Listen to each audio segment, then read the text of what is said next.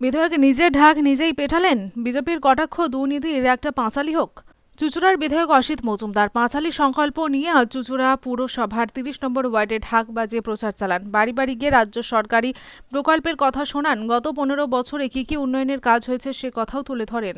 এদিন বেলুন দিয়ে সাজানো টোটো ট্যাবলো নিয়ে পাড়ায় পাড়ায় পাঁচালী শোনাতে নিজেই কাঁধে ঢাক তুলে নেন বিধায়ক। আর তৃণমূল মহিলা কর্মীরা বসে পাঁচালী পাঠ করেন মন্দিরের চাতালে। এ প্রসঙ্গে বিজেপির রাজ্য কমিটির সদস্য স্বপন পালের কটাক্ষ, উন্নয়ন তো রাস্তায় দাঁড়িয়েছিল, বিধায়ক দুর্নীতির ঢাক পেটান। দুর্নীতির পাঁচালী মানুষ শুনতে চায়। এদিকে স্বপন পালের কথাই জবাবে বিধায়ক বলেন, বিজেপির কাজই হলো বদনাম করা। আমরা কাজ করি, মানুষের পাশে থাকি, ওদের সেই সুযোগ নেই, তাই বদনাম করছে।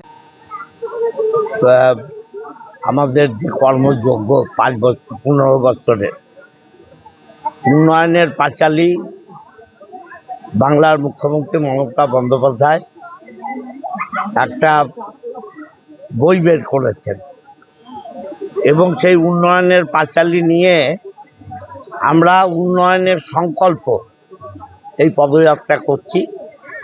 আজকে আমাদের 30 নম্বর ওয়ার্ড, এখানে আমাদের চেয়ারম্যান সৌমিত্র ঘোষ আছে। আমাদের একটা টিম, 3টে টিম চুঁচুড়া বিধানসভায় ঘুরছে। এর মধ্যে মিতা চ্যাটার্জি কাউন্সিলর, অর্পণ মজুমদার আমাদের যুবর নেতৃত্বে আছে। তারা সবাই মিলে আমরা 30 নম্বর ওয়ার্ডের যারা মানুষ তাদের নিয়ে রটন্তী, কালীবাড়ি, দাসপাড়া আমরা পুজো দিলাম, মায়ের কাছে প্রার্থনা করলাম বাংলাবাসীর মঙ্গলে, চুঁচুড়াবাসীর মঙ্গলের জন্যে, এবং মমতা ব্যানার্জি যাতে এগিয়ে যেতে পারেন বাংলার উন্নয়নের ক্ষেত্রে, সেটা পুজো দিয়ে আমরা এখন পদযাত্রায় বেরোবো। মানুষের সুখ দুঃখের কথা শুনব এবং আমাদের 15 বছরের যে উন্নয়ন বাংলার, কন্যাশ্রী থেকে লক্ষ্মী ভাণ্ডার এবং লাস্ট পাড়ায় সমাধান, আমরা প্রতি ওয়ার্ডে, প্রতিটা বুথে, প্রতিটা অঞ্চলে, প্রতিটা বুথে 10 লক্ষ টাকা করে উন্নয়নের দেয়া হয়েছে। সব কথাই মানুষকে বলবো এবং মমতা ব্যানার্জির নেতৃত্বে বাংলায় যাতে এগিয়ে যায় তার জন্য মানুষের আশীর্বাদ চাইব। বিরোধী বিজেপি বলছে যে ভাগ্যলক্ষ্মীতে যদি কাজটাও ঠিকঠাক করা যেত তাহলে ভালো হতো। ওরা তো অন্ধ, চোখে দেখে না কাজ। অলরেডি আমাদের প্রায় 108টা রাস্তার কাজ চলছে, 188টা রাস্তার কাজ চলছে স্পেশাল ফান্ডে, কেএমডি এর স্পেশাল ফান্ড, এবং 10 লক্ষ টাকা করে প্রতিটা বুথে। মানুষ যা চেয়েছে, আমরা যা চেয়েছি নয়, মানুষ যা চেয়েছে তাই হচ্ছে। ড্রেন, রাস্তা, লাইট, হাইমার্কস, পুকুরের ঘাট বাঁধানো, অঙ্গনারী সেন্টার রিপেয়ারিং, সব চলছে কাজ। ওরা অন্ধ, চোখে দেখছে না। যত কাজ তত দুর্নীতি। দেখুন, কিছু বলার না থাকলে তো এসব বলবে। এদের কিছু কর্মযোগ্য নেই। যা কাজ করছে বাংলায় মুখ্যমন্ত্রী মমতা বন্দ্যোপাধ্যায় এবং চুঁচুড়ায় আমার পৌরসভা এবং পঞ্চায়েতগুলো, অতএব ওরা তো কোথাও নেই। মানুষ ওদের প্রতিনিধিত্ব দেয়নি, ভোটে তো লড়েছে ওরা।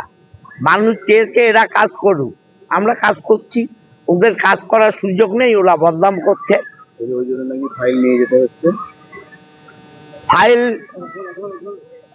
একটা দলের গোপন কর্মসূচি। একটা দল তার স্ট্র্যাটেজি নির্বাচনী তৈরি করছে। সেই ফাইল যদি কেউ রাতের অন্ধকারে চুরি করতে আসে, তার কাছ থেকে তো ছেড়তাই হবেই। না, ওইটা কি প্রার্থীদের নাম নাকি ছিল বলছে যারা? অবশ্যই। এদের ধান্দা কি ছিল, যারা প্রার্থী হবে তাদের ইডি দিয়ে আবার রেড করবে। যে প্রার্থীগুলো দাঁড়াবে বা দাঁড়াবার সম্ভাবনা আছে তাদের বাড়ি একটা করে ইডি রেড করিয়ে দেবে। মানুষকে বলবে এই তো ইডি রেড হচ্ছে। সেই আশা পূর্ণ হয়নি, মমতা ব্যানার্জি জল ঢেলে দিয়েছে, যার জন্য ওদের বিষোদ্গার হচ্ছে। গত লোকসভা নির্বাচনের আগেও তো দেখা গিয়েছিল ইনকাম ট্যাক্স। দেখুন, ভোট যত আসবে ইডি সিবিআই ইনকাম ট্যাক্সের প্রেশার তত বাড়বে। মানুষ তো এদের সঙ্গে নেই, মিথ্যা কথা বলে কতদিন চলে? 2014 সাল থেকে মিথ্যা বলছে আর ভারতের সম্পত্তি বিক্রি করছে, রেল বিক্রি করছে, এলআইসি বিক্রি করছে, এয়ারপোর্ট বিক্রি করছে, রেলের প্ল্যাটফর্ম বিক্রি করছে, টাকার ইন্টারেস্ট কমিয়ে দিচ্ছে, হ্যাঁ এমআইএস এর ইন্টারেস্ট কমিয়ে দিচ্ছে। মানুষ উন্নয়ন কিছু নেই, উন্নয়ন কিছু নেই। এবং এই যে আপনারা দেখুন না, ব্যান্ডেল পুরো ফাঁকা করে দিয়েছে, প্রমোটারি হবে, সমস্ত আম্বানি গোষ্ঠীর কাছে বিক্রি হয়ে গেছে গভর্নমেন্ট, সেন্ট্রাল গভর্নমেন্ট। ওদের কিছু বলার নেই, তাই এইসব বলছে। তো নির্বাচন আসছে, আপনাদের কি কোনো ভয় লাগবে যে আমরা 365 দিন মানুষের কাজ করি, আমাদের কোনো ভয় নেই। পরীক্ষা এলে পড়াশুনো করে, যারা প্রতি পরীক্ষা স্কুলে যে সাপ্তাহিক পরীক্ষা হয়, হ্যাঁ 15 দিনে পরীক্ষা হয়, মাসিক পরীক্ষা হয়, তাতে যারা ভালো রেজাল্ট করে তাদের নতুন করে ফাইনালে বসতে হয় না, এই রেজাল্টেই পাস করে। আমরাও পাস করব। মসজিদেও কি যাচ্ছেন? অবশ্যই মসজিদে যাচ্ছি, মসজিদে যাচ্ছি, মন্দিরে যাচ্ছি, গুরুদ্বারে যাচ্ছি, গির্জায় যাচ্ছি, হ্যাঁ বৌদ্ধ প্রতিষ্ঠানে যাচ্ছি। আমরা ধর্ম যার যার, যে যার ধর্ম পালন করবে, কিন্তু সব ধর্মকে সবাই শ্রদ্ধা করি।